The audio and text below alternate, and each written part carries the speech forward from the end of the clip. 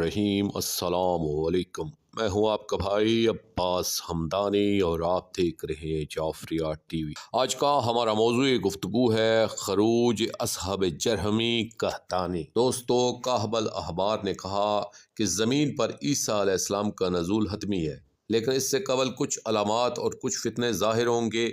सबसे पहले जो खरूज करके शहरों पर गालब आएगा वो असहब है, जो बलाद जजीरा से खरूज करेगा। फिर इसके बाद जरहमी शाम से खरूज करेगा और कहतानी बलाद यमन से खरूज करेगा। काहबल अबार ने कहा, अभी ये तीनों अपने अपने इलाकों में जुल्म से गालब आएंगे कि इतने में दमिश्क और एक कौल के मुताबिक शाम की एक वादी से एक शख्स अपने ननिहाल वालों यानी बनी कलाब के साथ खरूज करेगा। इसका नाम माविया बिन उतबा होगा।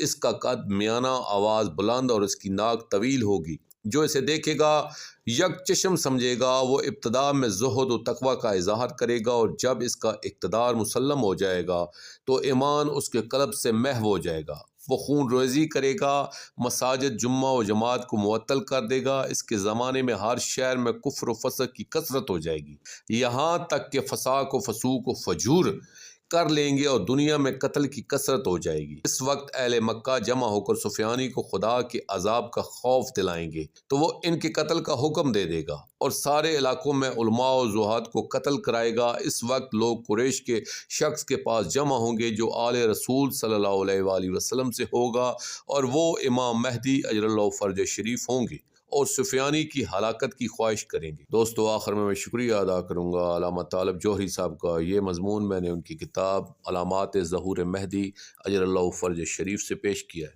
और आखिर में अपने पाक शहनशाह की बारगाह में इल्तिजा करेंगे, अलजल अलजल या वलील आलमीन या वलील मज़लूमीन अजरल्लाहु तआला फर्जक व सल्लल्लाहु अलैका या रब्बा मुहम्मद व आले मुहम्मद सल्लल्लाहु मुहम्मद व आले मुहम्मद वाजिल फरज आले मुहम्मद सल्लल्लाहु